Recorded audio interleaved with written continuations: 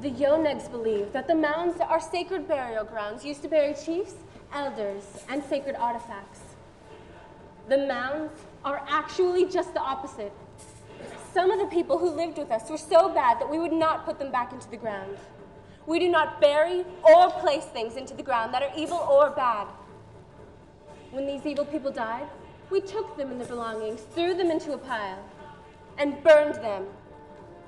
As more and more evil people were thrown into the pile, a mound developed. When you dig into the mounds, you release the evil and bad spirits back into the world today. That is why we do not allow anyone to dig into the mounds. They are not sacred. They are evil. That is why there is evil present today, and your ability to discern the good from the bad is so valuable.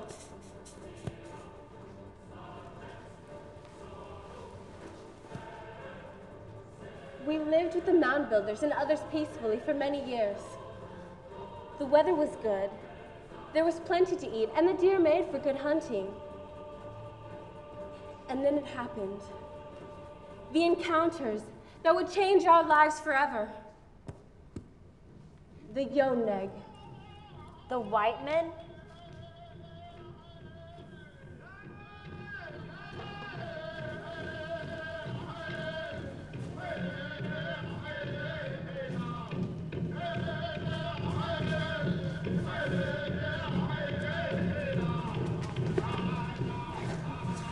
Your great-grandmother and her friend were looking out over the undrinkable water when we were in the east. She was a young girl and just entering her prime.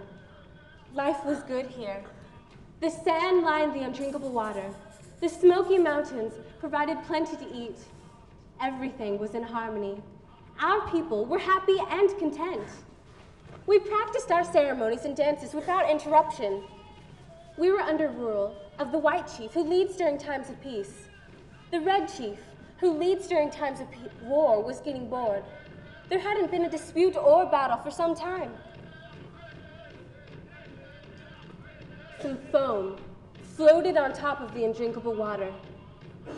It moved wherever the waves rolled and had a distinct smell you couldn't miss. Sweet as refined sugar and the presence of alcohol, like whiskey. After a while, the foam landed on the beach. It lay on the sand and began to move around. The foam liked the land. It was stable and didn't move like the water. Darkness was beginning to fall on the coastline, and the foam began to take the shape of a figure. Arms and legs emerged, and the figure became a man. He walked into the brush and forest lining the coast. After a while, the girls heard loud sounds like thunder, and all the birds and animals scattered from the side of the loud sound. Soon, they could see smoke from the place where he entered the forest. The girls crept up, where they could see reflections from a fire. The man was very light-skinned, with light, almost golden hair. He had built a fire and killed 2 deer and a raccoon he was skinning to eat. He had something shiny in his hand that he used to take the skin from the animals. He fashioned clothes and a waterproof pouch from the deer hides and a hat from the raccoon. After he ate, he put the shiny thing back in his belt and picked up a long stick made with the same shiny material. He disappeared into the forest, leaving the fire to burn itself out and the remainder of the deer and raccoon on top of the ground.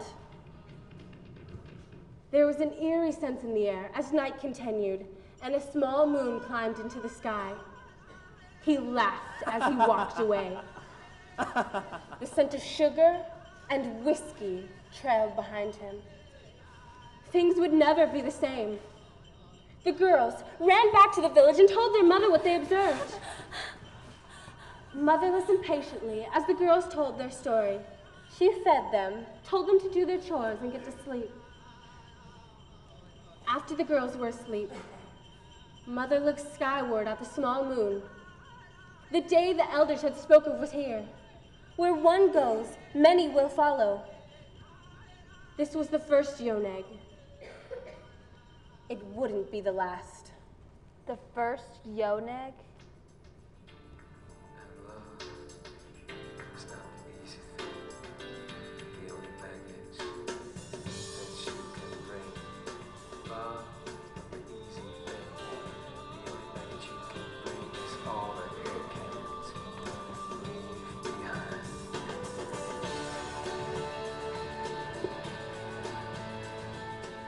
You must remember, Rainey, there are consequences to any and all of your actions.